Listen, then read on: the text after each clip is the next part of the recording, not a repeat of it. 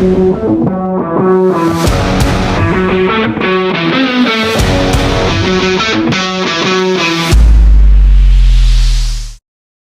memang bonus demografi ini banyak orang yang menyampaikan malah jadi kekhawatiran Yap. bahwa jangan sampai yang harusnya bonus demografi ini bisa kita manfaatkan betul agar kita bisa menjadi negara yang maju begitu karena didominasi sama usia-usia produktif, tapi malah menjadi bencana demografi itu tadi.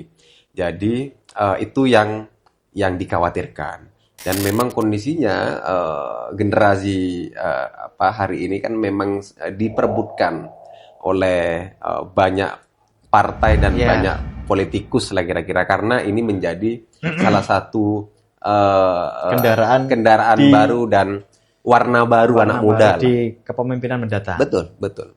Tapi kalau saya lagi-lagi memang anak muda tidak boleh anti politik, tidak boleh anti politik. Kita itu harus terus belajar kira-kira ke depan siapa yang bisa membawa kepentingan kita sebagai anak muda. Oke. Nah, itu mungkin beberapa hal yang ingin saya tekankan. Halo, selamat malam rekan-rekan podium narasi yang ada di layar kaca kita. Kali ini di suasana Ramadan kita kembali lagi bertemu dengan suasana yang penuh hangat dan penuh keberkahan, dan semoga kita semua mendapatkan barokah yang luar biasa di bulan Ramadan ini. Kali ini kita ditemani oleh salah satu anak muda potensial dari Jawa Timur yang melatar belakangi beliau dari kalangan Gerakan Mahasiswa Nasional Indonesia. Beliau adalah Bung Hendra. Selamat datang Bung Hendra. Siap, terima kasih. Terima kasih atas kehadirannya. Bung Hendra, boleh tahu nggak sih GMNI itu apa? Supaya kita anak muda di luar sana itu, baik yang mau kuliah maupun sudah kuliah ataupun yang memang belum berkesempatan kuliah tahu tentang GMNI. Bisa dijelaskan kepada kita semua. Iya, terima kasih Bung Moderator. Iya, Biar sama-sama Bung kita. Iya, siap. Jadi GMNI itu adalah salah satu organisasi yang bergerak di bidang kemahasiswaan, berbasiskan kaum muda intelektual begitu. Kita ada teman-teman dari nasional, provinsi hingga daerah, bahkan ke kampus-kampus. Nah, memang identitas kita itu ada di posisi ya banyak orang menjuluki teman-teman nasionalis. Kenapa begitu? Begitu karena memang kita di GMNI itu nggak pernah ditanya saya berasal dari mana, berasal dari suku apa, ras apa, bahkan ekstrimnya adalah saya berasal dari agama apa. Itu kemudian yang membuat satu identitas tertentu sehingga kita dikenal sebagai salah satu organisasi kemahasiswaan nasionalis. Oke. Mungkin itu. Berarti ini termasuk semua kalangan bisa masuk ke HMI. Bisa masuk. Kemahasiswaan moderat berarti ini ya. Semua kalangan bisa masuk dan semua kalangan bisa berproses dengan takaran yang sama. Betul. Di tengah gonjang-ganjing demokrasi perpolitikan saat ini, terutama di Jawa Timur, ini saya lihat GMNI ini luar biasa ke dalam kajian politik terutama. Sangat menarik sekali kita bahas bahwa kemarin, Bung, di Pilpres 2024, kalau nggak salah, sesuai beberapa data survei itu, 55-56% pemilu itu didominasi oleh kalangan milenial dan kalangan Gen Z. Nah, menurut Bung Hendra, seberapa berpengaruh dan seberapa penting kita sebagai anak muda terjun atau berpartisipasi dalam dunia politik? Siap. Saya mungkin ingin menyampaikan begini. Kita itu tidak bisa dilepaskan dari dunia politik. Saya pengen menyampaikan kepada seluruh anak muda itu bahwa kita tidak boleh anti politik. Kenapa begitu, Bung Hendra?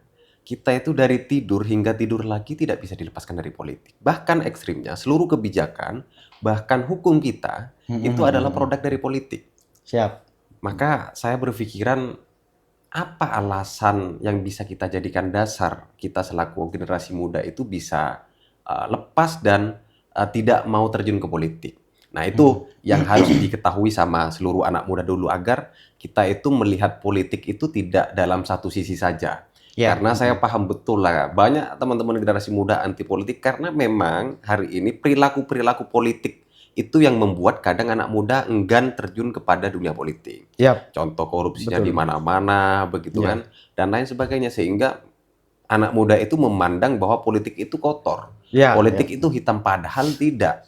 Kita contoh sebagai generasi muda yang hari ini sedang berproses di organisasi pun, cara pengabdian kepada masyarakat, pengabdian terbaik ya dengan cara politik, berpolitik kita. Segala sesuatu kita hidup, mulai dari lingkup sosial, dari bangun tidur sampai tidur lagi. Betul. Itu semua politik, Bung.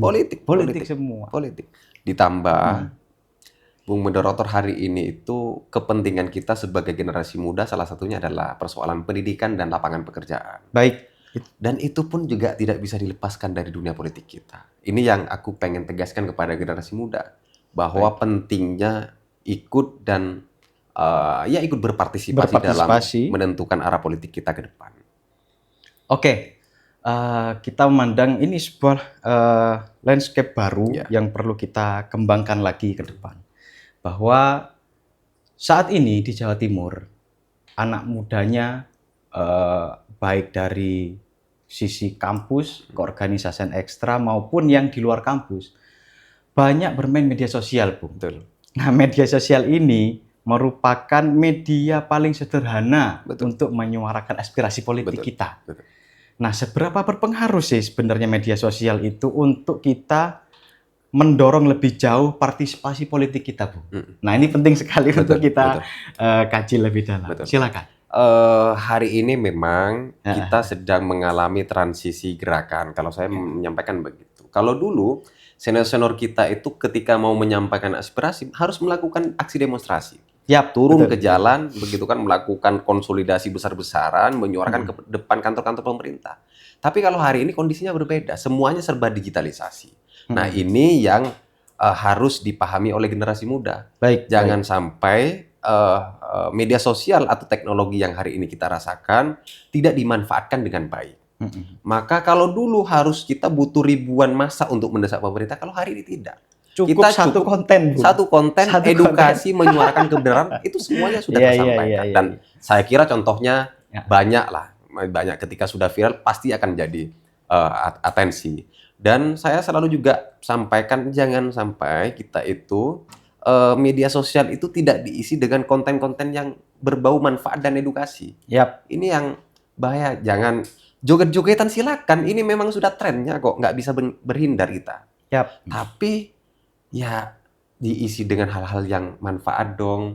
Dia berkaitan edukatif dan lain sebagainya. Pentingnya pendidikan, contoh semisal. Dan saya pengen banyak belajar diskusi nanti persoalan hal-hal yang ya tantangan anak muda kita ke depan lah, kira-kira begitu. Oke, menarik sekali, Bu.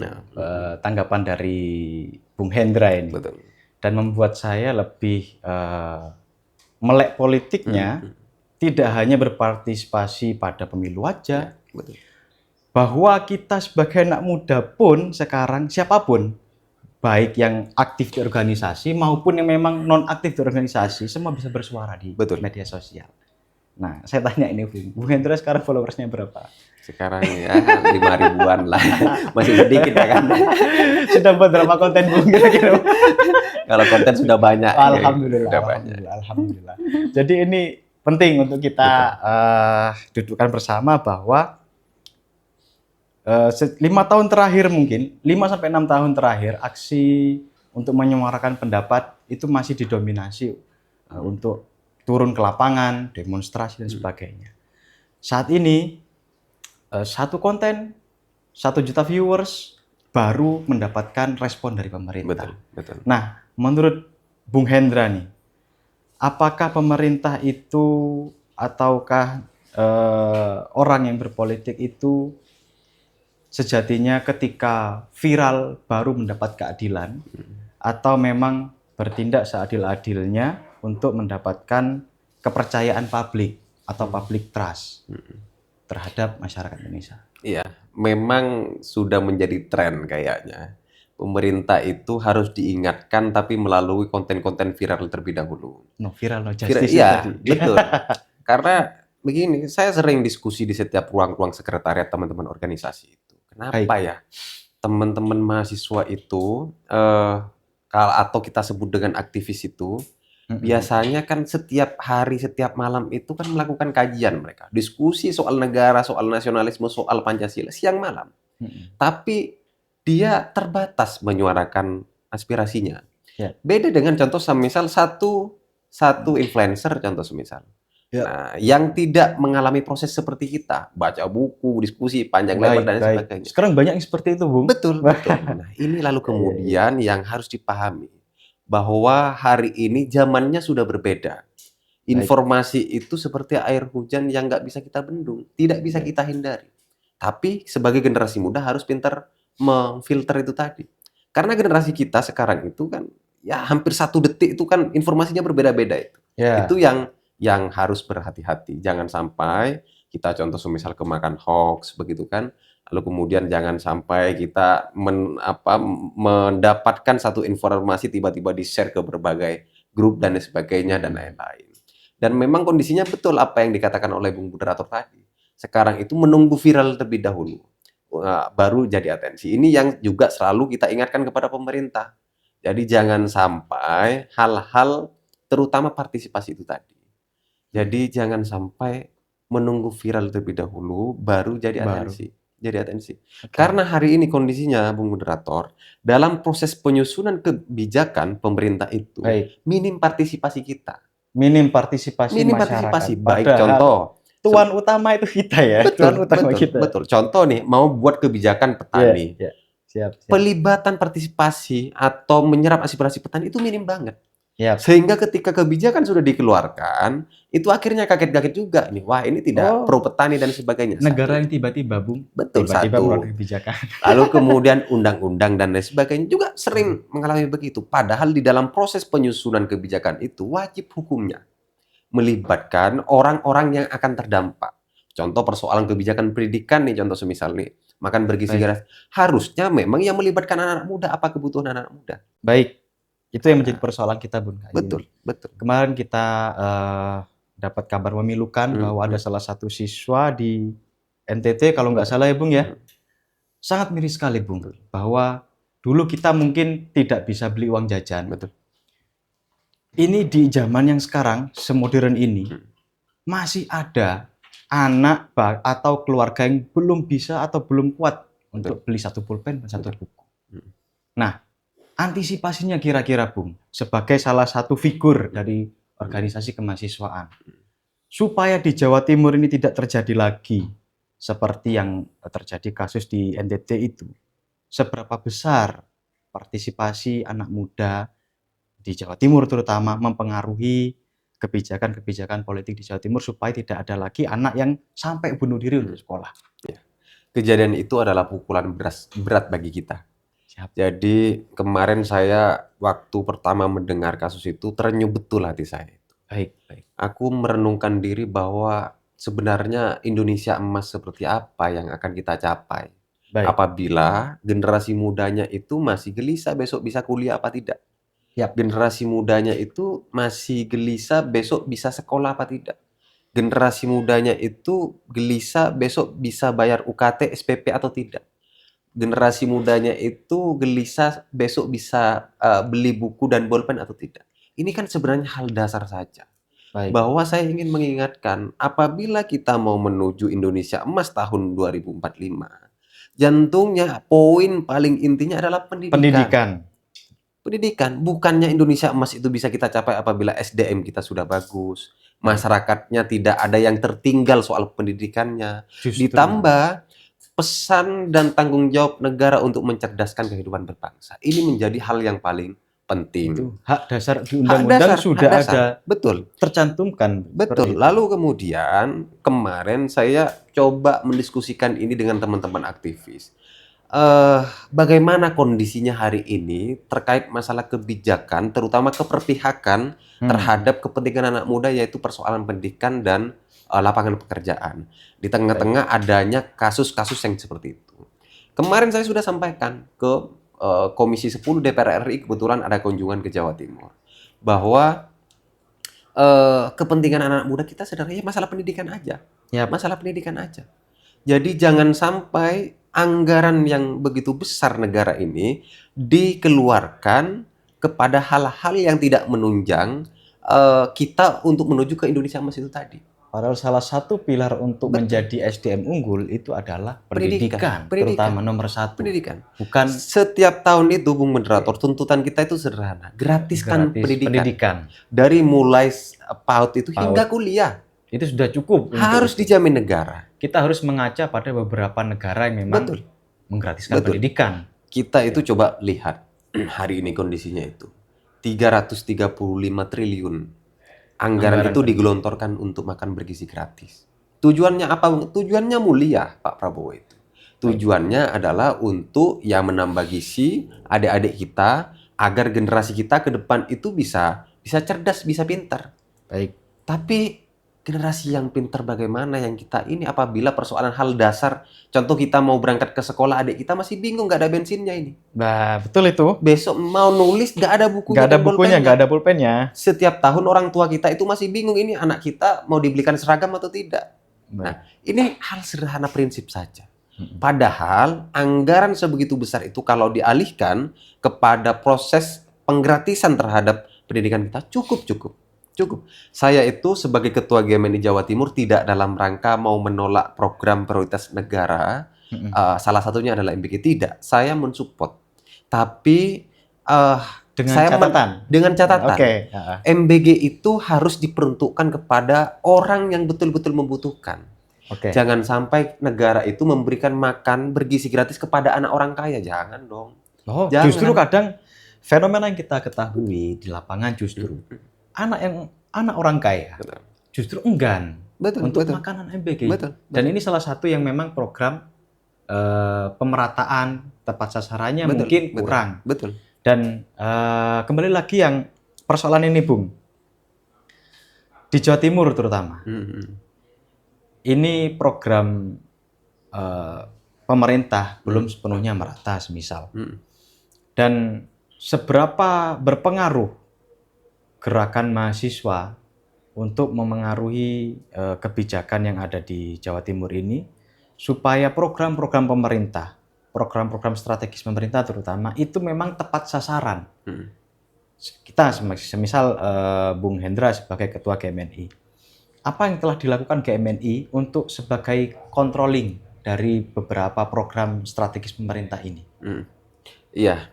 Kalau pertanyaannya adalah seberapa berpengaruh gerakan kita itu aku kira adalah nomor 2. Yang nomor 1 itu mahasiswa dan aktivis itu tidak boleh berhenti melakukan gerakan untuk menjadi kontrol atau mitra daripada kebijakan-kebijakan pemerintah.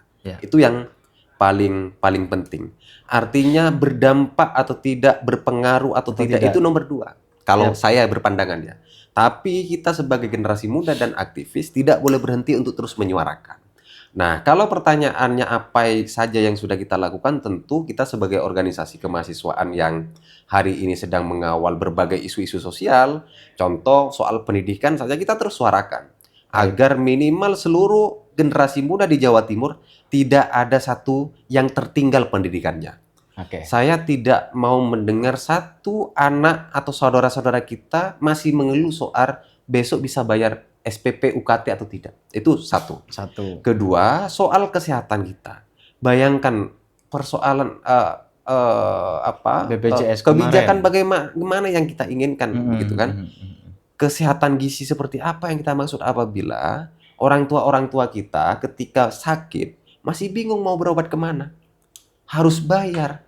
Proses pelayanannya pun berbeda. Antara yang ikut reguler dengan ikut BPJS. Nggak ditertangani secara langsung dan lain sebagainya. Saya sering sebagai ketua organisasi itu malam hari begitu ada kader yang nelpon orang tua saya lagi sakit di rumah sakit, nggak nemu kamar, nggak dilayani dengan... Saya sering.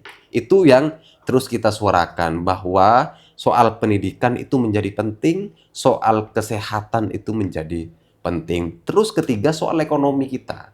Soal ekonomi kita juga kita terus suarakan bahwa hari ini kondisinya, Bung Moderator, ekonomi kita tidak sedang berjalan dengan baik di akar rumput. Baik. Bahwa data-data yang dihadirkan di nasional, di publik itu aku kira tidak real, tidak real. Justru itu merupakan kemiskinan yang kita sangkan Betul. melalui data-data statistik. Betul, betul, betul. Seperti itu. Betul. Bahwa nyatanya hari ini itu angka pengangguran masih cukup besar, Masih malah cukup besar. bertambah. Bahkan saudara-saudara kita itu yang lulus dari kuliah itu bahkan dijuluki sebagai calon pengangguran baru. Kenapa Ya, begitu? bahkan salah satu itu mengatakan bahwa kuliah menunda pengangguran. Betul. Kenapa begitu? Karena negara tidak menghadirkan lapangan pekerjaan yang baik. Ya, betul. Bahwa betul, Mas Gibran pada saat kampanye kemarin itu berjanji kepada kita semua untuk menghadirkan 19 juta lapangan pekerjaan, itu sampai sekarang terus kita suarakan. Harus kita suarakan. Baik, supaya memang bukan hanya janji politis. Betul, betul. Karena apabila kalau itu tidak tagih, begitu ini juga agak repot kita ke depan ini. Ya rasa kepercayaan kita kepada pemerintah kita. Betul, betul. Kembali kepada politik kita, Bu. Terutama di kalangan anak muda, betul. Terutama. Dalam landscape nasional maupun Jawa Timur, kita terkadang itu masih skeptis terhadap politik, terutama memang mereka yang tidak bergabung di organisasi kemahasiswaan. Apalagi sekarang kita melihat konten-konten memang yang menyuarakan atau mengkritik pemerintah itu dipandang sebagai orang atau anak muda yang anti terhadap pemerintah. Betul. Padahal di lain sisi ada anggapan bahwa mengkritik itu bukan berarti benci. Betul. Justru mengkritik itu tanda peduli atau tanda cinta. Betul ya? Bukan berarti cemburu tanda cinta, bukan seperti itu kan ya Tum ya. Peduli adalah tanda cinta kita terhadap bangsa kita. Nah, di situasi seperti ini, apa yang memang sudah Bung Hendra tekankan kepada beberapa anak muda di Jawa Timur untuk memang tidak terlibat seperti itukah, atau justru counter narasi yang memang lebih positif dan sebagainya? Iya, saya mungkin tidak akan menyalahkan teman-teman generasi muda yang berpendapat lain. Tapi saya selalu sampaikan kepada adik-adik dan kader-kader di GMNI, bahkan teman-teman lintas organisasi itu, bahwa memang zamannya sudah berbeda. Kalau dulu kita di 2015 begitu, anak-anak kita itu, ya adik-adik kita itu baca bukunya kencang. Baca bukunya. Diskusinya masih bentuk kencang. Lingkaran di kampus. Kulturnya masih kencang. Malam hari begitu kita mencari adik-adik kita di perpustakaan, di lapangan, di kantin, itu masih banyak. Di warkop-warkop. Di warkop-warkop masih banyak. Sampai subuh biasanya, Bung. Betul. Kalau sekarang kan nggak ada. Itu Bung Hendra termasuk itu yang tukang ngopinya apa, atau yang juga diskusi itu. Kita sambil ngopi dan sambil diskusi. Siap-siap. Karena kita yang cuma ngopi HP miring gitu ya. Betul. Dan sekarang itu sudah tidak ada lagi kultur yang seperti itu. Bayangkan coba adik-adik kita itu di organisasi sekarang. Dikasih buku suruh baca, nggak mungkin mau. Nggak mungkin mau. Ini fenomenanya. Maka proses edukasi, penanaman ideologi, prinsip, ya harus melalui dari media-media lain. Salah satunya adalah media sosial. Sebagai salah satu media untuk menyerap. Betul. Salah satu itu ya. Betul. Jadi teman-teman kalau sekarang sudah nggak baca buku, ya proses edukasinya harus melalui dengan ngobrol, berarti melalui diskusi. Bayangkan coba kalau dulu kita berkegiatan itu yang datang rame. Tapi kalau sekarang bisa dihitung, sudah bisa dihitung. Inilah yang kita membuat itu. Iya, betul. Udah zamannya sudah agak berbeda. Di tengah-tengah juga ditambah. Memang selama 3 tahun kemarin kita selama COVID-19 itu sangat berpengaruh. Sangat berpengaruh terhadap kultur itu tadi. Gitu. Dan kita tidak bisa menyalahkan juga karena memang generasi yang lahir di COVID, terutama mahasiswa dan anak muda, itu dibatasi dengan akses kebijakan pemerintah dan sebagainya, sehingga dunianya banyak di digital. Betul. Sejak zaman itu ya segala aktivitas serba digital seperti itu ya Tum ya. Betul. Lalu kini tongkrongan di warung kopi tuh. Dulu itu kita banyak menemukan tongkrongan di warung kopi itu membahas politik, diskusi, ngopi, cekakaan sampai subuh bahkan. Sekarang justru berbanding terbalik tuh. Memang banyak budaya ngopi sekarang itu masih ya katakanlah di Jawa Timur masih 80-90%. Tapi yang dibahas justru bukan ranah-ranah yang memang bermanfaat seperti pendidikan, melek politik dan sebagainya. Justru HP miring. Betul. Itu yang dikatakan para kiai-kiai setan gepeng. Iya. Iya. Setan gepeng itu tadi tuh.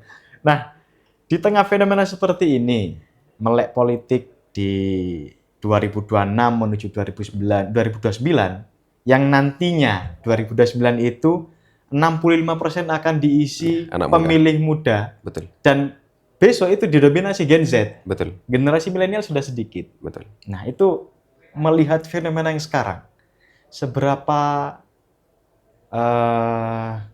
berpengaruh atau seberapa berpartisipasi Gen Z itu dalam kontestasi pemilihan presiden atau dan sebagainya di 2029 nanti.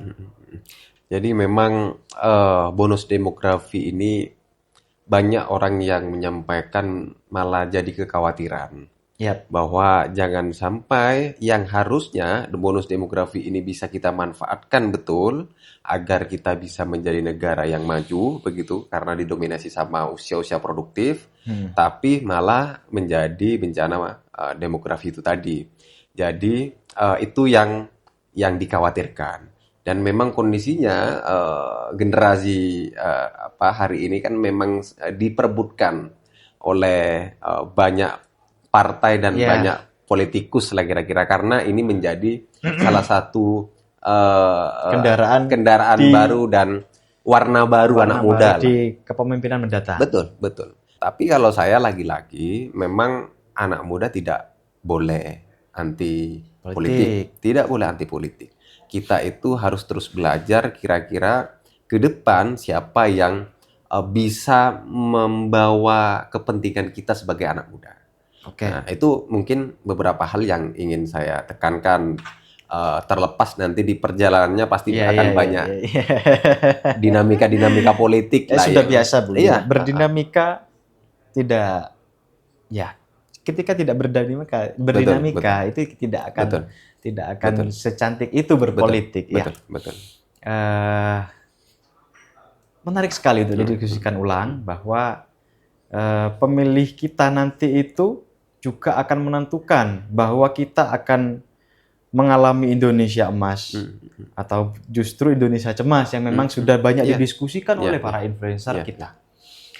Kembali lagi ke konteks Jawa Timur karena kita memang fokusnya di Jawa Timur dan memang partisipasi kita dalam dunia politik anak muda juga di Jawa Timur. Seberapa persentase dari anak muda di Jawa Timur yang sudah melek politik itu kira-kira sudah berapa persen tuh? Iya, kalau secara data saya mungkin belum bisa menyampaikan. Siap. Tapi aku kira di Jawa Timur itu salah satu provinsi yang cukup produktif. Anak mudanya, baik itu berorganisasi, berproses dan lain sebagainya. Banyak yang kuliah dan lain-lain dan memang saya lihat cukup besar generasi muda yang masih cukup melek terhadap politik. Begitu tinggal saya ingin menyampaikan pesan bahwa harus berpolitik tapi juga harus tahu misi-misinya apa, visi misinya apa. Jangan cuma jadi gelandangan politik gitu. Betul. Jadi jangan sampai terjebak di dalam figur-figur tertentu. Karena kita ini sebagai anak muda juga punya masa depan. Contoh yang mulai tadi saya sampaikan soal kepentingan anak muda berkaitan dengan pendidikan, lapangan pekerjaan, begitu kan, akses modal anak muda ketika mau berbisnis bagaimana. Ini di luar ini ya, Tum, konteks anggapan orang ordal ya. Betul. Di luar konteks itu kita jadi, harus siapapun yang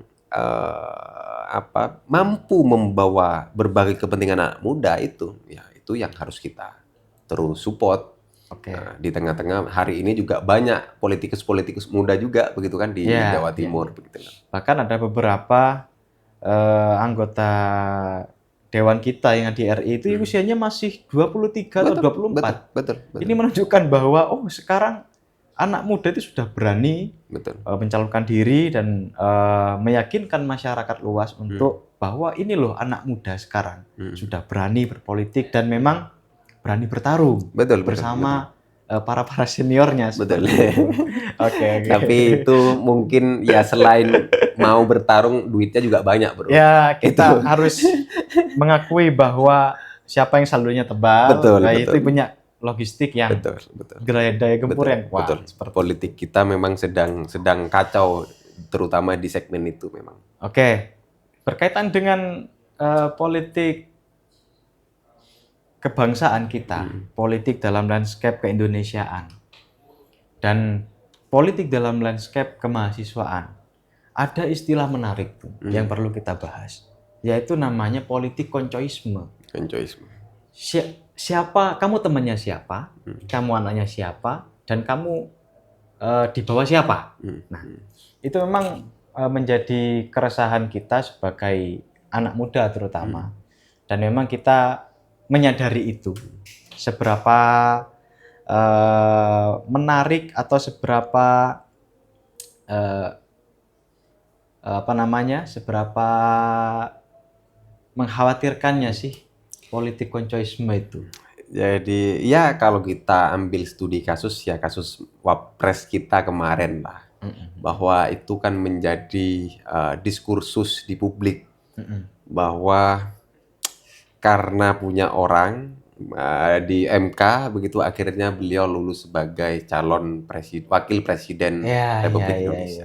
Ini menjadi salah satu, dan ini menjadi kekhawatiran bahwa demokrasi kita itu harusnya tidak begitu. Sedang diuji dengan hal-hal seperti itu. Betul. Kita itu, aku kemarin sampaikan ke anak-anak itu, jadi aku kok khawatir kalau semisal ini tetap dipertahankan. Ya koncoisme, pamanisme, dan lain-lain itu tadi kan. Balas budi dan sebagainya. Iya, betul. Aku kok khawatir ya, kita besok anak-anak nelayan, anak-anak petani yang tidak punya konco, tidak punya teman, tidak punya orang dalam, tidak punya akses, tidak punya kesempatan untuk memimpin. Betul, itu. Padahal demokrasi kita itu tidak begitu. Siapapun siapapun yang mampu, ya dia juga bisa begitu. Terkadang kita iri terhadap negara tetangga, bahwa di Singapura itu, yang saya baca di media, itu menerapkan prinsip meritokrasi. Siapa yang memiliki keahlian tertentu dan kualitas, dan mereka yang berhak untuk mendapatkan tempat. Betul. Justru kita sebaliknya. Betul. Lalu apa pelajaran yang perlu kita pelajari dari kasus-kasus seperti ini nih? Saya kalau mengambil hikmahnya, ya inilah politik, kira-kira begitu. Betul. Jadi tidak bisa politik itu didefinisikan hitam, didefinisikan putih, semuanya serba dinamis. Ya, faktanya sudah terjadi. Bahwa hal yang harusnya tidak bisa menjadi bisa. Kira-kira begitu. Nah, apa pesan moral yang harus diambil sama generasi muda? Ya tentu banyak hal tentunya. Banyak hal, bahwa memang demokrasi kita sedang diuji, sedang tidak baik-baik saja. Itu yang harus menjadi dasar generasi muda harus berpartisipasi dalam dunia politik. Itu yang harus menjadi. Jadi nggak boleh lagi-lagi ada anak muda yang nggak mau ikut lah, ini politik ini isinya korupsi itu. Justru kalau kita nggak melek itu, kita yang akan dilindas. Ya Tum ya. Betul. Tum, kopinya Tum. Siap. Kopi dulu kita break sebentar. Kopi dulu. Padahal kopi ini juga politik ini, bro. Wah, ini politik. Kita proses penanaman, pemasaran dan lain-lain ini semua politik. Wah, ini kacau ini. Justru kopi ini yang bisa menghadirkan diskusi kita di pojok-pojok warkop, di pojok-pojok kampus. Kalau nggak ada kopi itu kurang. Betul. Dan sandingannya biasanya udut. Iya. Itu salah satu senjata kita untuk bertahan lama duduk berdiskusi. Betul. Jadi kita sudah berbicara panjang lebar mengenai itu, dan saya kira ke depan generasi muda ini melihat realitas sekarang yang memang situasinya gonjang-ganjing, polisi kita membunuh, bahkan ada beberapa kasus di mana polisi kita tidak menerapkan prinsip keadilan, kayak semisal kemarin ada salah satu suami yang mengejar maling atau pencuri atas istrinya yang kemudian jatuh dan meninggal justru dijadikan tersangka. Itu justru menjadi dilema kita sebagai warga negara, dilema kita sebagai anak muda. Dan anak muda justru harus terus menyuarakan hal-hal seperti itu. Betul. Dan pesan terakhir dari Bung Hendra, kok saya keceplosan tum terus karena memang sudah melekat ini ya, sudah menjadi figur, sudah menjadi hal yang tak terbantahkan untuk saya itu. Terakhir, Bung Hendra, apa pesan Bung Hendra kepada anak muda di Indonesia pada umumnya dan di Jawa Timur pada khususnya untuk kembali pada kita tidak harus atau tidak boleh anti politik, anti berpolitik. Justru bahwa kita harus memang terjun di dalamnya atau mungkin berpartisipasi untuk menjaga marwah demokrasi itu sendiri. Ya. Aku pengen menyampaikan begini bro, bahwa bangsa kita itu dibangun oleh orang tua yang bijaksana dan pemuda yang berani. Ini yang harus diketahui. Intelektual juga terutama. Betul. Bahwa perjalanan sejarah kebangsaan kita itu tidak bisa dilepaskan dari peran kita sebagai anak muda. Anak muda. Bahwa pendirian organisasi pertama itu di 1908 Budi Utomo itu juga bagian dari gerakan politik membangun kesadaran agar rakyat Indonesia itu paham bahwa kita harus segera merdeka. Lalu kemudian Sumpah Pemuda di tahun 1920 itu juga tidak bisa dilepaskan dari gerakan politik anak muda. Mendesak agar negara kita itu segera dimerdekakan. Karena kita sudah tidak tahan dengan berbagai penjajahan negara lain pada saat itu. Bahwa pada saat itu anak muda mendorong Bung Karno agar segera mendeklarasikan kemerdekaan, itu juga adalah bargain politik. Bargain politik anak muda. 98 pun anak muda sedang melihat adanya rezim yang dianggap diktator, korupsinya di mana-mana, lalu kemudian mengambil kerusuhan yang segitu besarnya. Betul. Lalu kemudian banyak korban dan lain sebagainya, akhirnya mengambil sikap politik untuk melengsarkan Presiden Soeharto pada saat itu. Bagian dari perjalanan politik anak muda juga. Sehingga apa yang pengen aku pesankan kepada seluruh anak muda, kita itu punya beban moral. Beban moral kita ini nggak ikut berjuang, nggak ikut perang. Kita ini sudah merasakan hal-hal enaknya saja dan buah hasil dari perjuangan senior-senior kita. Maka ini harus tetap dilanjutkan. Bahwa harus paham kemerdekaan kita itu didapatkan dengan harga yang tidak murah. Banyak nyawa yang melayang, banyak darah yang sudah mengalir. Maka sebagai bentuk terima kasih kita sebagai generasi muda, ya harus meneruskan spirit perjuangan itu tadi. Dengan tidak pernah berhenti berpartisipasi menentukan arah kebijakan kita ke depan, tentu dengan cara berpolitik. Dan politik itu bukan hanya persoalan pemilu saja, tetapi sepasca pemilu controlling di desa, ikut Musdes begitu kan, Musrembangdes, ikut di kecamatan, di kabupaten, provinsi hingga nasional.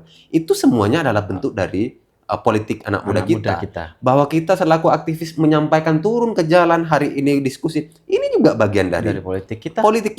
Untuk terus menyuarakan hal-hal yang memang betul. Ini yang ingin saya sampaikan, bahwa di setiap pundak kita sebagai generasi muda itu punya beban moral yang harus terus ditunaikan. Untuk melanjutkan perjuangan-perjuangan senior-senior kita itu satu. Kedua, arah masa depan bangsa kita itu ya bergantung ke kita. Kita ini sebagai generasi muda. Maka ayo ditata bareng. Ayo ditata bareng. Bahwa kita punya beban moral untuk menjaga satu persatuan, kesatuan, untuk menjaga toleransi antar beragama begitu kan. Lalu kemudian kita terus jaga stabilitas keamanan negara. Lalu kemudian kita ayo saling bahu-membahu membangun bangsa kita ke depan. Terakhir, Bung Karno itu gongnya apa ini? Kita tunggu-tunggu dari tadi nih. Jadi Bung Karno itu bro, dulu pernah berpesan ke kita semua bahwa tidak ada hidup yang dua kali. Tidak ada hidup yang dua kali. Maka saya akan pergunakan satu kali hidup ini untuk mengabdikan diri kepada bangsa dan negara. Maka apabila Tuhan pun memberikan saya hidup 2 kali, maka 2 kali hidup itu 100% Seluruhnya akan kita abdikan kita kepada abdikan pembangunan bangsa dan negara. Mungkin itu yang bisa saya luar sampaikan. biasa sekali.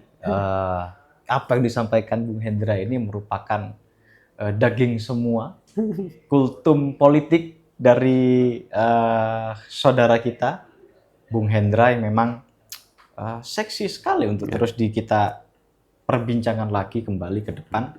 Tentunya tidak ada di forum, tidak hanya di forum-forum seperti ini. Betul. Kita perlu ngopi lagi ke depan. Betul. Dan sebagai anak muda, pemirsa sekalian, kita harus melek politik dan terus menyuarakan suara-suara kita untuk bangsa kita atas kecintaan, bukan atas kebencian. Betul. Begitu kiranya. Betul. Terima kasih Bung Siap. Hendra atas kehadirannya. Siap. Kita bertemu lagi dan Siap. Terima kasih. salam persaudaraan. Siap. Oke.